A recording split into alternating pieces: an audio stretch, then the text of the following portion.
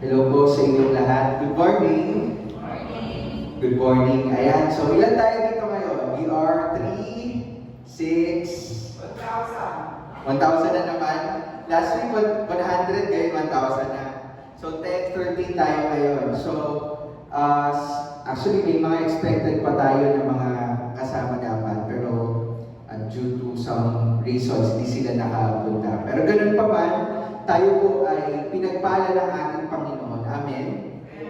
Amen. Alam niyo po, nung iniisip ko po nung nakaraang linggo, sabi ko, Lord, ano kaya, Lord, yung pwede mong i-reveal sa amin sa susunod na linggo?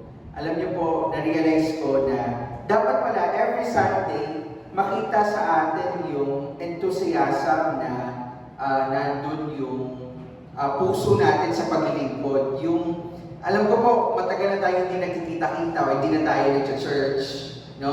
Pero since nandito tayo, i-grab natin yung chance na ma-bless tayo at tayo din maging blessing sa mga kapatid natin, lalo-lalo na sa mga kapatid natin na hindi na natin nakikita dito sa ating iglesia. No, sana kahit in a way na ma-reach out natin yung mga kapatid natin or matakman lang natin sila, gawin natin. Kasi who knows, no, tayo pala yung pwede maging reason nila para kung nangihina sila spiritually, nandoon yung pagkilos ng Lord sa pamamagitan natin. So, gawin natin itong Sunday na ito na isang fellowship na kung saan tayo po ay mabibless ng ating Panginoon at mabibless yung bawat isa sa buhay ng bawat isa sa atin. Alright? So, sige po, tayo po tumayong lahat. Ayan. Mukhang nahihirapan tayong tumayo. At tagal na natin kasi hindi hindi, kumbaga parang di nakakalakad-lakad. Sige po, bago po tayo magsimula, tayo muna po ay manalangin. Hallelujah, Lord. We praise you, Lord. We thank you, Lord, for this day. We thank you, Lord, for another blessing, Panginoon, na kami po ay naririto sa iyong tahanan, Panginoon. Sama-samang magpupuri sa iyo, aawit at makikinig ng iyong salita. Sa umaga po ito, Panginoon, dalangin ko po, Lord, na ihanda mo ang aming mga puso, aming mga isipan, Lord. Patuloy nga po na kami ay magpasakop sa iyo, Panginoon, sa salita mo na aming mapapakinggan, O Diyos. Bigyan niyo po kami ng panibagong lesson, Panginoon, panibagong turo, Panginoon, na kung saan may a-apply namin sa aming mga buhay. Itinataas din namin sa iyo, Lord, ang bawat kapatid namin na naririto, ang bawat kapatid namin na nakikinig sa aming service, O Lord. Patuloy nga po na manguna ka sa amin. Salamat po, Panginoon. Sa iyo po namin itinataas ang aming gawain. Ikaw lamang po ang mapapurihan. Ikaw lamang po ang maitaas. Kung aming dalangin sa pangalan ni Jesus. Amen.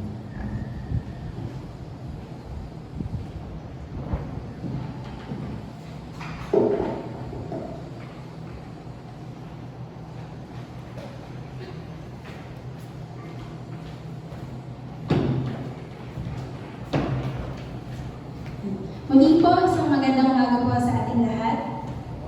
Morning po. Parang malungkot naman kayo.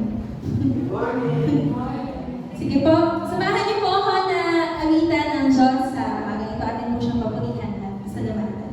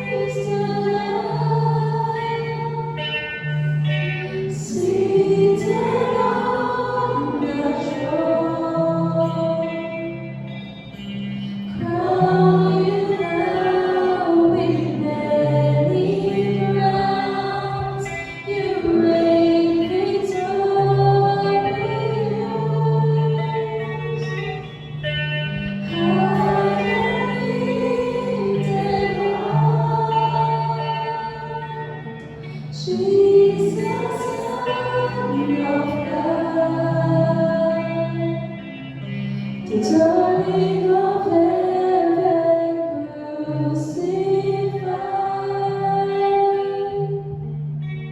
worthy is the Lamb.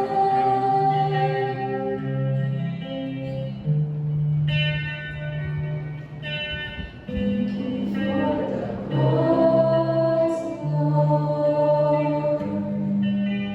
Thank you for the price you paid, bearing all my sin and shame. In love you came and gave amazing grace. Thank you for this love, Lord. Thank you for the nail-pierced hands. Wash me in your cleansing love. Now all I know, your forgiveness and embrace. Worthy is the Lamb, seated on the throne. Crown you now with many crowns. You reign victorious.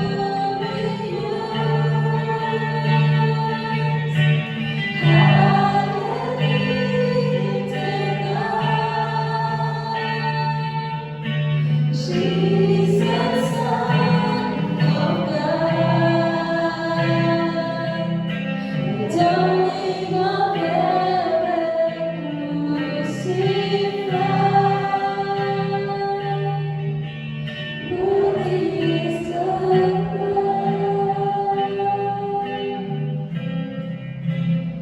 worthy is the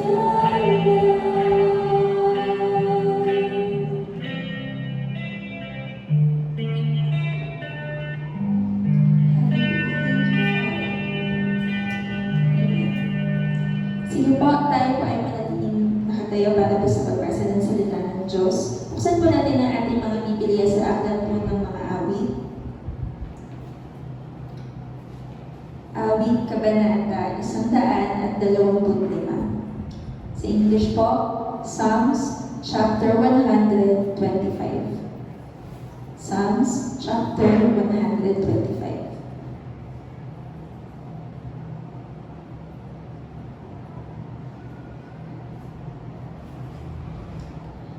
Kaligtasan ng mga lingkod ng Diyos. Parang pundok Zion, ang taong kay Yahweh ay nagtitiwala, kailanman di makikilos, hindi mauuga. Itong Jerusalem ay naliligiran ng maraming bundok, gayon nagtatanggol sa mga hinirang si Yahweh, ating Diyos. Taong masasama ay di hahayaang laging mamahala, pagkat maaaring ang mga pinili, mahawa sa sama. Ang mga mabait na tapat, sumunod sa iyong kautusan. Sana'y pagpalain mo sila, O Yahweh, sa kanilang buhay. 5. Ngunit ang masama, sa kanilang hilig iyong parusahan. Parusahan sila dahil sa di wasto nilang pamumuhay. Kapayapaan para sa Israel. Ito po ang salita ng Diyos.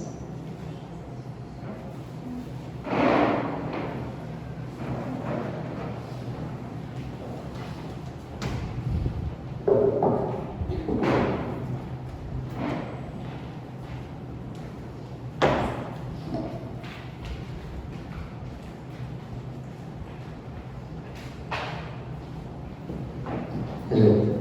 Alright, so para po sa ating service today, so tayo po ay nasa 5th Sunday na November. It's November, ano nga ngayon? November 29. Ayan, so 5th Sunday. So for the 5th Sunday, lagi pong special yung ginagawa natin. No? So, eto pong gagawin natin is more on interaction discussion. So, ayan, tayo po ay makakapakinig ng mga boses mula sa mga kapatid natin na ipa-flash mamaya sa screen. Tapos tayo din dito sa church, mag-share din tayo ng mga thoughts natin, ano yung masasabi natin dun sa mga tanong na naka-ready dito sa ating ipapakita na video mamaya. So, kung meron kayong questions or kung meron kayong sasabihin, huwag kayong mahiya kasi ito is open to, no? Open tong discussion na to. Hindi kailangan maging seryoso dito. Sabi ko nga, ano lang to, talagang, kumbaga sabi nila, chill lang. Chill lang tayo pagdating sa ganitong discussion na gagawin natin.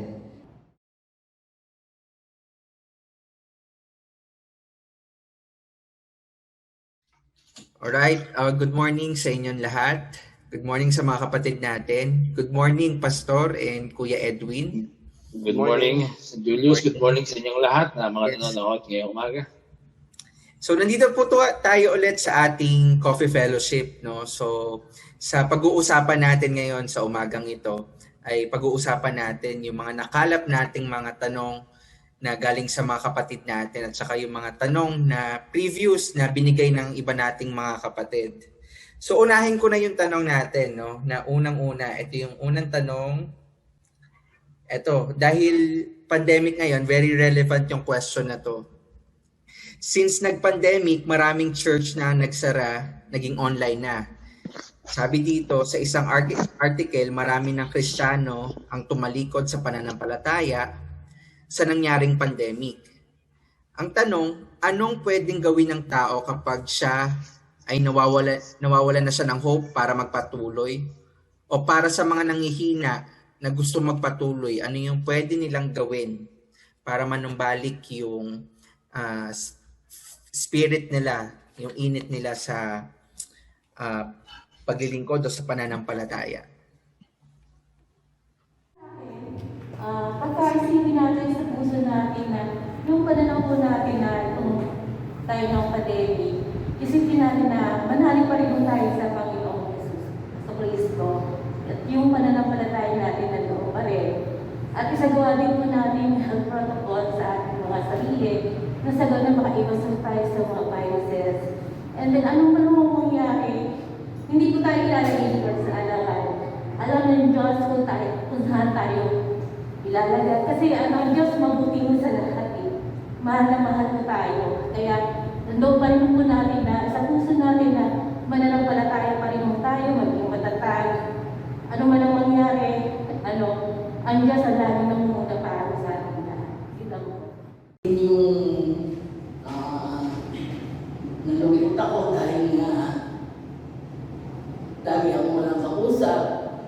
Dati-dati magkakasama. Pero ang ginagawa ko, lalabas ako, nalalangin ako. Inipilit ko talagang i-revive yung pananampalataya ko dahil parang sabi ko nangihina yata ako.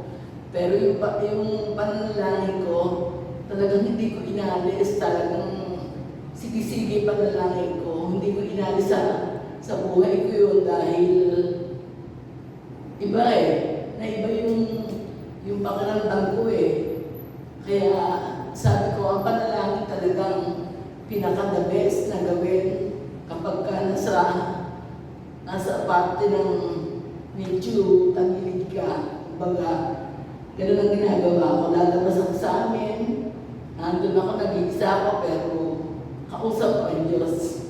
Kaya yun yung pinaka-ano ko. Kahit na nakaranas ka ng pandemic, hindi naman nawala yung pananampalataya ko kasi kami na mag-aanak, si Lelen, si Jojo, sila Nene, kami na kami 5 BS pag-araw ng Sabado. Bible study po. Oo. Kahit na online yun, kahit na yung nakaraan hindi nakaka-attend nga dito. Hindi naman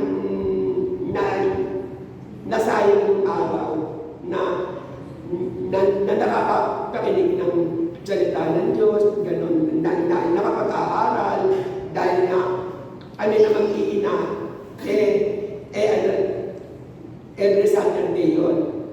Ngayon, kahit na ito nga umpisa na pwede na lang pumatin, unti-unti lang tayo. Nakaka-attend rin naman ako sa ibang church, dahil na nakaka-attend din dito. Kaya hindi ako nakapagbabasa rin naman ako ng Bible, kahit malabo naman ako. Sa araw, lalabas ako dun sa namin sa terrace namin para maliwanag ng araw. Yun. Kaya, kahit na huminto tayo noon, ano pa rin ako, patuloy na hindi naman lumamig yung aking pananampalataya, ikaw na yun. Salamat sa Diyos dahil na nagkaroon kami nga ng BS online na mag-aanak. Kaya na salamat sa Diyos dahil hindi din naman wala din sa akin yung kinabago na sasabihin mo na lumamig o wala.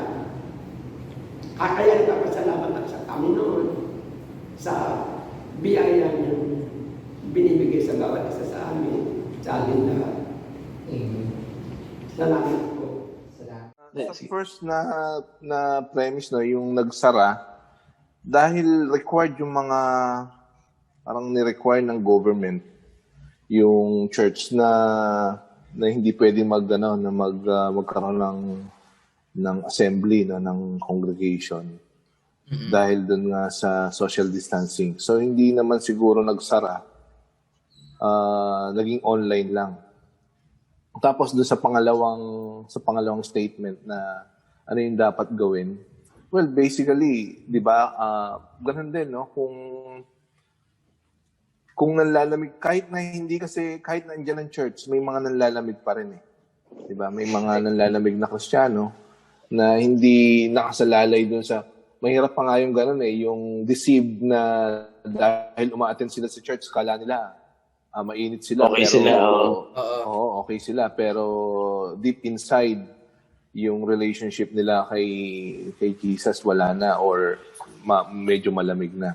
So, nung nawalan pa ng church, nagkaroon ng pandemic, lalong lumabas yung talagang na-realize siguro ng marami na may kulang doon sa kanilang relationship na nakasalalay lang pala or nakabatay lang pala doon sa kanilang pag-attend sa church. Hopefully na-realize nila yun. Yun nga yung which is yun nga yung tanong, no? So, ano yung dapat gawin? Ano ba yung dapat gawin? So, ano yung basically dapat tulad nga nung sabi sa Bible, no? Kailangan alalahanin niya yung unang pagmamahal niya kay Kristo, nung una niyang nakilala si Kristo. So, yun yung first. Tapos, siguro, i-establish niya uli yung relationship. Ganun. Yung spiritual discipline. Yan. Ibang practical ko na sinasabi yan. Correct. Na may mga Kristiyanong dalo. Tawag ko rin yung Kristiyanong dalo. Kristiyanong dalo. Dahil dumadalo sila, akala nila Kristiyano sila. But not necessarily, no? Kaya, again, nawala yung daluhan. So, yun ang problema. Di ba? Pero yung mga talagang Kristiyano na yung talagang Kristiyano, kahit na wala yung daluhan, Kristiyano pa rin sila. Ang tendency yan, pag hindi ka, kung nung panahon na yun, na okay ka, na okay yung church, na merong meeting, at doon lang nakadepende yung spiritual life ng isang tao sa pagdalo, at hindi niya inasikaso talaga, hindi niya inalagaan yung kaluluwa niya, hindi niya inalagaan yung spiritual life niya. Every Sunday lang ang kanyang Christianity, no?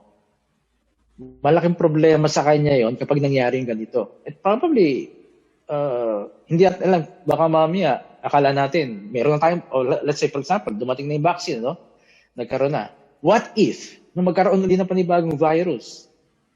So, hindi natin alam no? Kung ano yung mangyayari in the future. Kaya dapat, kung ano yung hanggat na meron kang pagkakataon o meron kang paraan na pangalagaan mo ang kaluluwa mo, you do that.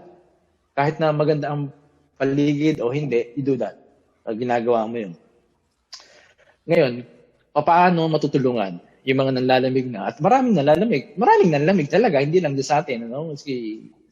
All over the world, maraming Kristiyano na nanghina. At malaking problema yon sa kanila at sa mga churches din.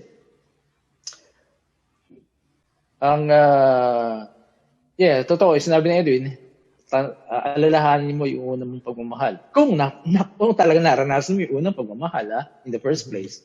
Kasi baka mamaya hindi mo naman talaga naranasan yan. Ang naranasan mo lang yung pagmamahal mo doon sa crush mo sa church, kaya nasa church ka. O kaya ano man. No? So, kaya may mga ganun. So, una yon. And then, kung talagang gusto mong bumalik, kung gusto talaga ng isang tao na makarecover sa kanyang pagkalubog doon sa pumunoy na yun ng panlalamig, unti-unti, tulungan niya yung sarili niya. It will not be easy. Hindi overnight mangyayari yon. For some, they might be able to recover overnight, pero para sa marami, hindi ganun So, unti-unti. So, handiyan na church ngayon, open na. So, attend ka na church kahit na you are dragging your feet going to church. Kailangan So, hopefully, makatagpo ka ng refreshment sa loob ng church. In the same way, ang church din, dahil nga ganyan ang ganyan ang sitwasyon, tayong nasa church, tayong nahandyan, dumadalo, we must offer encouragement. No? Ibahin natin, as much as possible, ibahin natin yung atmosphere ng church. Na wag maging morbid. Na wag maging morbid ang church. Kundi talagang pasiglahin ng bawat isa, gumawa ng paraan, maging creative, to encourage, to enliven the service. Na minsan, alam natin may pandemic, tapos pupunta tayo sa harapan ng church. Kung halimbawa, kung ikaw ang MC, tapos ang mukha mo, mahaba ang mukha mo, nakasambakol ka, paano ma-encourage at may dumalo doon na he or she is trying to recover from, makikita yung mukha mo nakasambakol. Pati siya mahahawa sa iyo So, try as much as possible when you start a service na ganun talagang live, na nakangiti, Masigla. Somehow, na-encourage mo yung mga kapatid mo dun Parang dun sa aura mo pa lang na ganun, di ba? Exactly. Kailangan yun So, kaya hindi lahat ng tao pwede sa harapan Kasi talaga may mga personality na ganun. So, hindi pwede yun. So, kailangan talaga merong, katulad mo, pwede ka dyan, Julius. Pang ano ka Harapan ka daw. Harapan ka So, yun ang una. Kasi, hindi ko isasuggest na, magbasa kayo ng Bible, mag-pray kayo. Nagdaan na ako dyan. It's difficult, no? Na gawin yun. As much as we need Bible reading, pero, sa mga time na yun, pero kung nag-recover ka pala, ang suggestion nga, go to church. And hopefully, at talagang pilitin mo na you find God, encouragement from other people, at kung hindi ka makakadalo ng church, ang isang napakahalaga sa ganyang kalagayan is mag-isa ka at i-focus mo ang isipan mo kay Lord. Punta ka sa coffee shop na ikaw mag-isa lang at makipag-usap ka kay Lord habang ikaw ay umiinom ng cup ng coffee. We need that from time to time. Talagang tayo at ang Panginoon lang. Kahit sabihin maingay, hindi, you can do that. Ikaw lang mag-isa, wala kakakwentuhan, imagine mo lang si Lord na sa harapan mo, kasama mo nagko-coffee, or somewhere else, lumakad ka, nakasama mo si Lord. There are ways to recover. Kasama yung panalangin na, Lord, help me sa kalagayan ko ngayon. Pero pag yung asahan mo na dumating ang hangin o magbago ang hangin, hindi ibig sabihin, at bigla ka nalang sisigla, very unlikely yun. Yeah. No? Hindi imposible, pero very unlikely. Ano talaga eh, Kailangan kumbaga, mag-effort, no? importante yung meron kang yung sa sarili mo talaga na gusto mo, yung decision mo na gusto mong lumago, gusto mong magpatuloy, yun talaga yung magmo-motivate sa'yo para makatulong din sa'yo para lumago, para magpatuloy palalo. Oo, kailangan yun. Yung sarili decision mo, be determined na talagang gagawin mo yun. Sa pagpapasya mo yun. Decision ang lahat eh. Decision. You have to decide.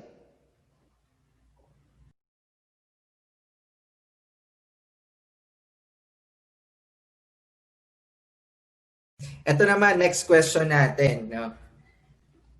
Regarding sa number na 666 na tribulation daw.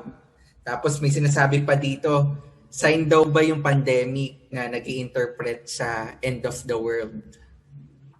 Maraming, actually di lang issue yan sa nagtanong siguro, or marami ding church siguro din na baka nga tinuturo tong mga bagay na ito eh. Ano bang natin doon?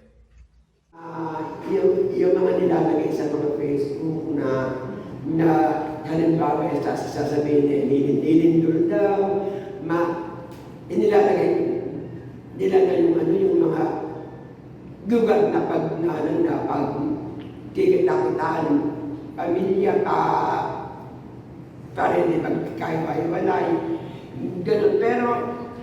Pero ayon nga dun sa preaching na narinig ko, sabi, yung naman yun, pag-awit ko naman yung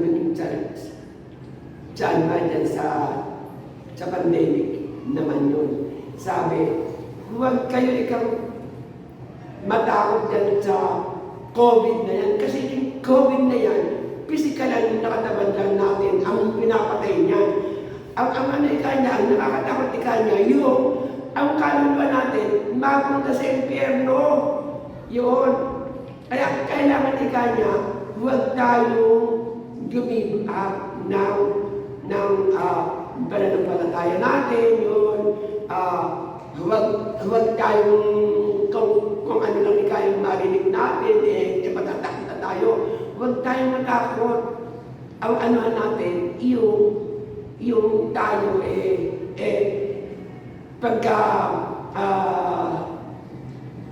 may nangyari din ng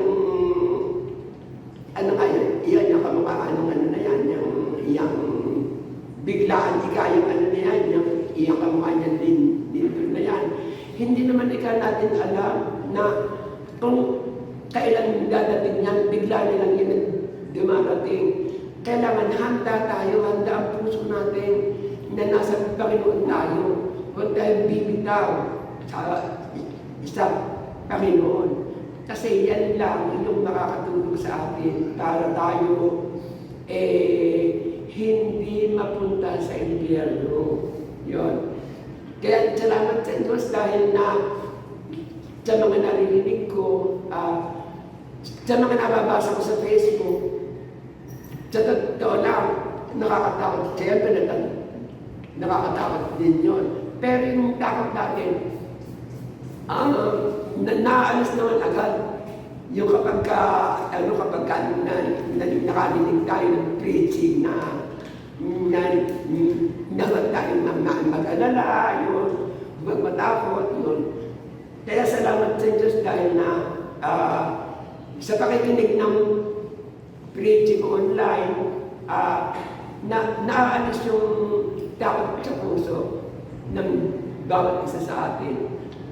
Kaya makinig tayo at manood ng preaching online ng mga Kristiyano na kahit iba naman na kahit hindi naman dito sa atin na GTCC, kahit naman sa mga CCF o sa Main Street,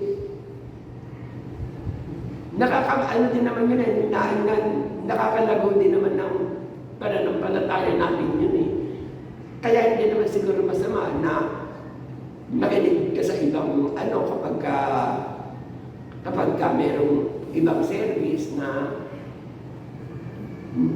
napapanood mo at napapakinggan para lumakas yung lalo ang ating sa Panginoon. Ang topic natin, yun. Salamat sa Diyos sa mga online na mga naririnig ko at napapakinggan. Ito ay talagang napatunayan, totoo, no? Makikita naman natin sa pahayag o sa revelation na talaga pinakita doon yung mga sign na mangyari, gano'n. Pero, naniniwala ako na ang second coming ng pagdating, sabi nga, ito daw ay tip of the night, yung pagdating ng magnanakaw sa isang bahay, hindi mo inaasahan. So, maaaring ang pagdating ng Panginoon, yung komportable ka, hindi mo inaasahan. Kaya dapat maging ready ang bawat isa. So, siguro, pwede din makatulong yung mga haka-haka na yan para yung bawat Kristyano ay kailangan maging ready na ako. Kailangan mag-serve na ako sa Panginoon or patawarin ko yung mga nagkakasala sa akin o humingi ako ng kapatawaran.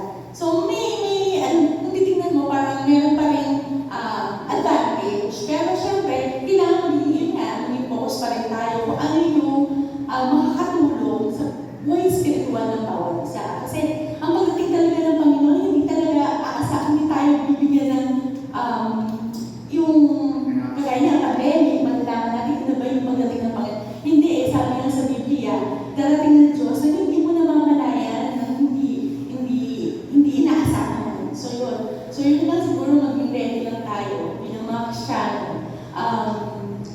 Tapos, mas kumuha tayo ng mga bagay na kung ano yung makakatulong sa paglago ng spiritual. So yun lang. 6, yun yung sinasabi doon sa Revelation na number ng devil. Yep, oo. Number, Ng number of Satan. beast. Beast. Number of Number of beast. The beast. Tapos yung tribulation, ito yung siguro sinasabi nila baka yung pandemic part na ng tribulation, ganun ba? Ganon. Yeah, ganun. So, Ano yun eh? Din. So yun. So, hindi, parang masyadong matalinghaga kasi yung revelation eh. Parang ang hirap yan. Maraming maghahaka-haka. Pero, di ba? Parang mahirap maunawaan talaga yung saambayan. Kasi sabi nila, baka pwedeng tao yan. Yung number ng tao, yung 666. Okay, so yun. So, tapos meron pa, yung sabi doon during tribulation din, yung tatak ng beast dapat ilalagay sa kamay at saka sa noo na hindi ka pwedeng bumili at magbenta ng pagkain kung wala kang tatak nun. So yung chip, yung parang Microchip. microchip na nilalagay sa katawan. So sabi ito na daw yung start, ganyan, di ba? So maraming speculation pero hindi natin alam, baka hindi to physical manifestation, pero baka spiritual. Yun yung sa akin. Ang masasabi ko dyan, huwag kayong maniwala sa mga sabi-sabi yung mga kwentong barbero, no? O kaya mga kwentong palengke.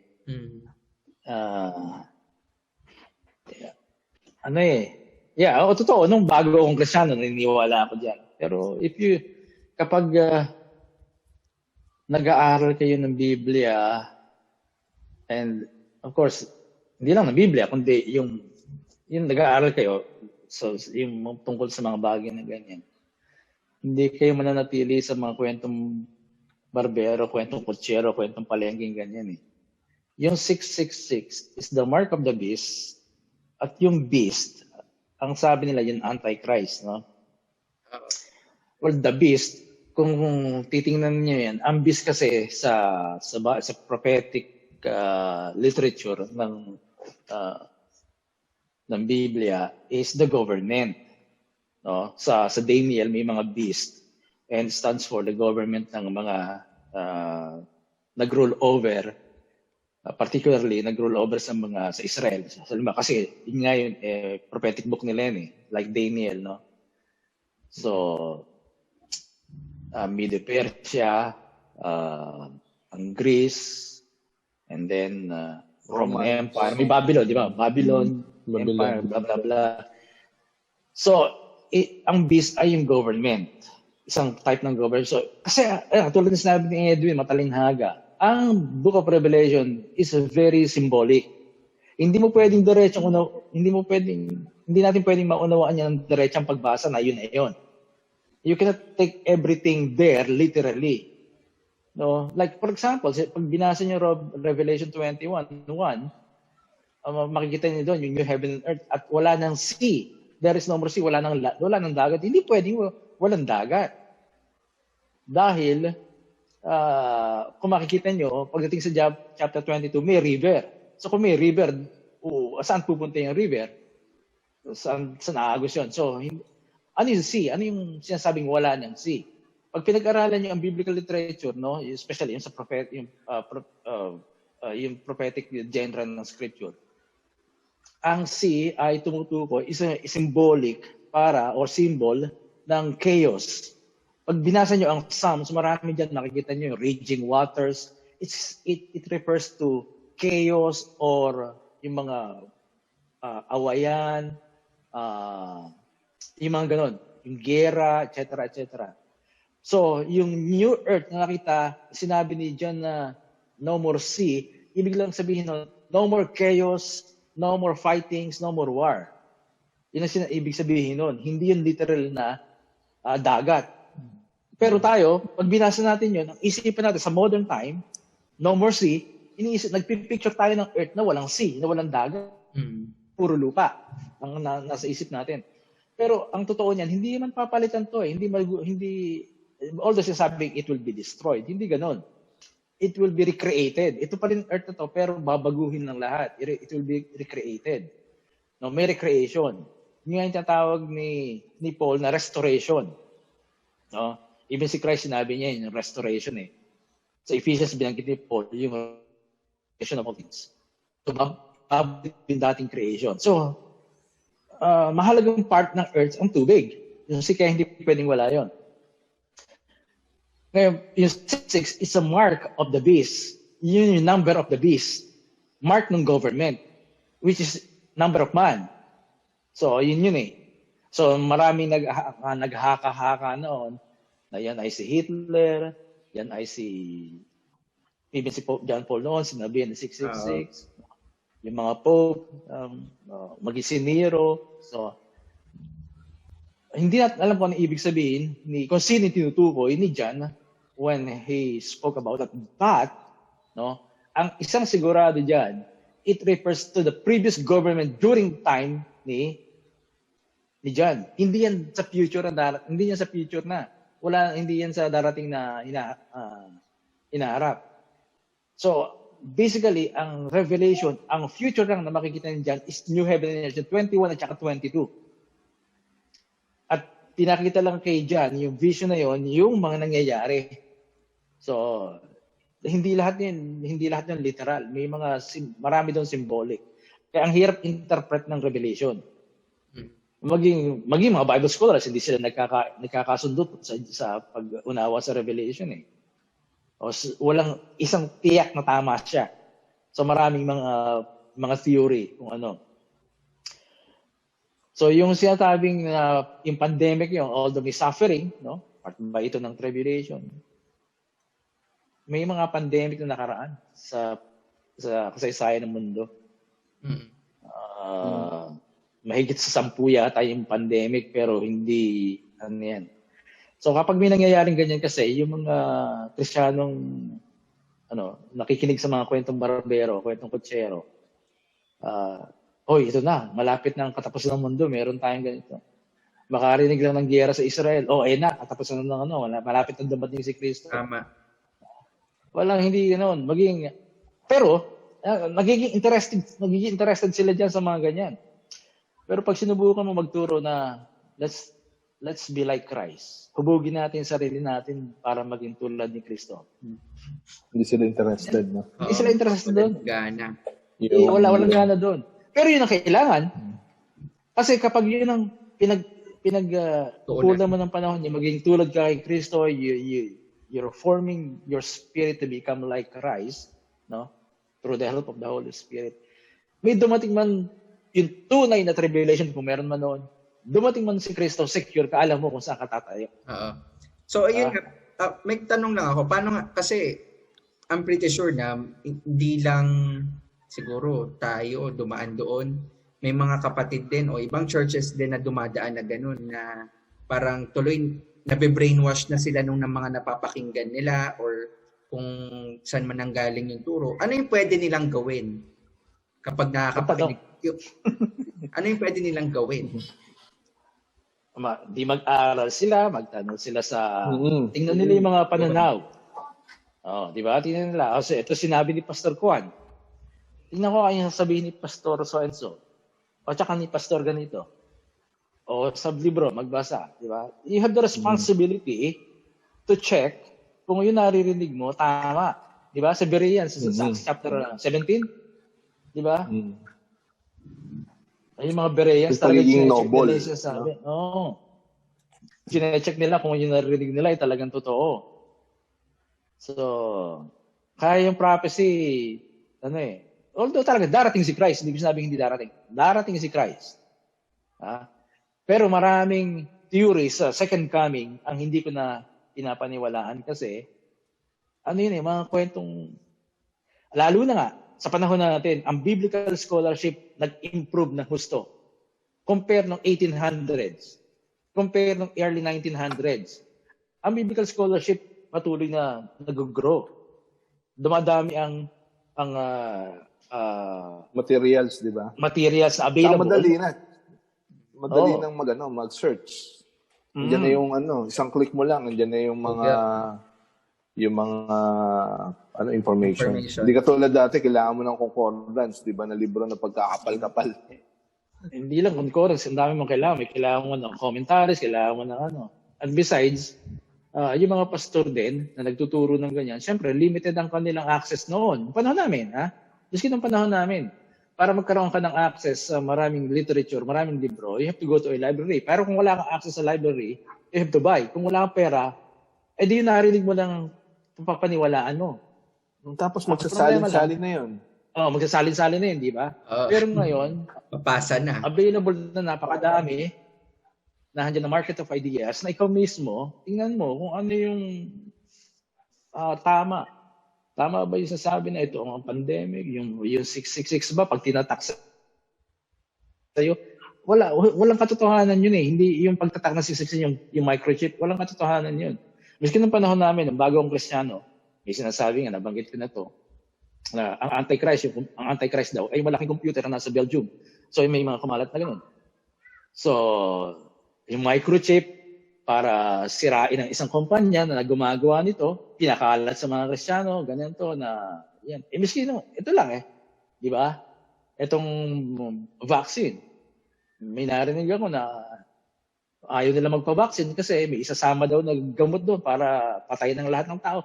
So, ito mga ganito, mga conspiracy theories, hindi dapat pinapaniwalaan to. Kailangan mag-isip ka, ano ba talaga? So, you do the researching and study. Kasi yun ang problema nga, no? Ang biblical literacy sa ating panahon bumababa. Maraming nagbabasa ng Biblia pero nananatiling biblically illiterate, no? Hindi sila, wala silang kumbaga ang working knowledge nila sa scripture ay mababa. Nakakalungkot yun. Hindi lang nakakalungkot, it's very concerning. So yan, yung Antichrist, 666, wag nating i-focus ang isipan natin yan. Hindi na mangyayari yan, walang ganyang mangyayari sa hinaharap. Ang hintayin natin yung pagdating ni Kristo. At saka, sikapin natin na pagtayo natin kay Kristo, yun nga, we have developed our spirit, na hubog natin to, na spiritually formed tayo, becoming like Christ, to become like Christ. So maraming theories na lumabas ng mga nakaraang panahon, pero ano yan, marami doon hindi tama. Yung mga pinaniwalaan nila noon, sa kanila tama yon, pero they miss it. They miss it. Tulad nga nung kay Christ, di ba? Nung hindi nila masyado pangkilala ang God. Nung dumating lang si Kristo, siya yung full revelation ni Christ, ng God. So, for thousands of years, ganun ang pagkakilala nila sa Diyos. Pero, yun nga, mali, di ba? At saka ang information kasi ngayon,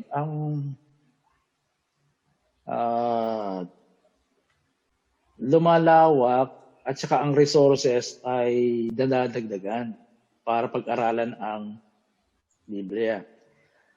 Like, sa matagal na panahon, before the 1800s, ang mga tao, ang tingin nila sa Biblia, walang unique ang Bible. Okay? So, ito ang kauna-unahan. Ito yung kauna-unahan na nagtuturo ng morality. Yan ang nila. Walang iba. Outside the Bible, wala. Okay? Pero pagdating ng 1900s, biglang-bigla, sa archaeology, natuklasan ng ang mga Akkadian literature. Like yung, like Enuma Elish, yung Gilgamesh, Code of Hammurabi, meron doon mga moral codes. So, na-challenge ngayon ang biblical scholarship, parang i-reconcile yan. Kasi for a while, ang alam natin, ang Biblia ang tanging nagtuturo ng morality. Dahil lahat pagan. Pero, nung na-discover na, mas matanda pa sa Bible, yung like Code of Hammurabi, mas matanda pa sa Bible, meron ding mga moral codes doon. So, ibig sabihin, meron pang nauna na nagtuturo ng moralidad kaysa sa Biblia. Ngayon, siyempre, may mga ganun ba? Nadadagdagan dahil, siyempre, lumalawak ang kaalaman ng tao. Di ba? Komplikado ibig sabihin. Kaya, ayan, sa atin ngayon, may mga churches na they stay on the 666, mga ganyan, yung mga theory na ganyan. Hindi na sila nakakawala doon. Para sa kanila, totoo yun. Na may mangyayari, tatatakan ka, lalagay yung microchip. Wala naman sinabi sa Biblia na microchip yung ilalagay. Ang sinabi sa Revelation, itatatak sa kamay at saka sa noo.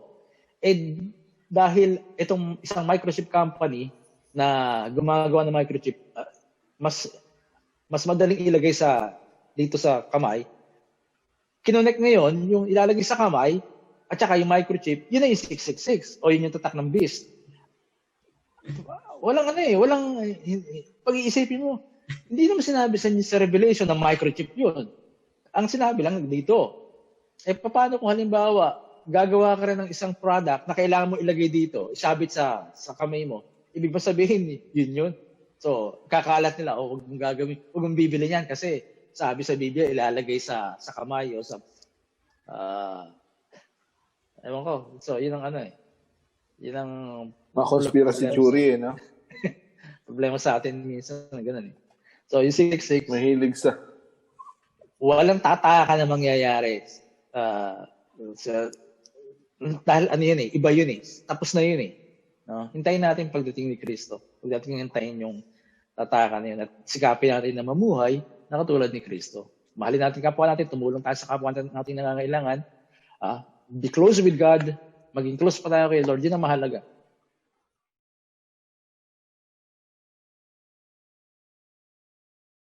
Maraming salamat po sa bawat isa sa atin sa bawat kapatid na nag-share ng kanilang mga thoughts. No?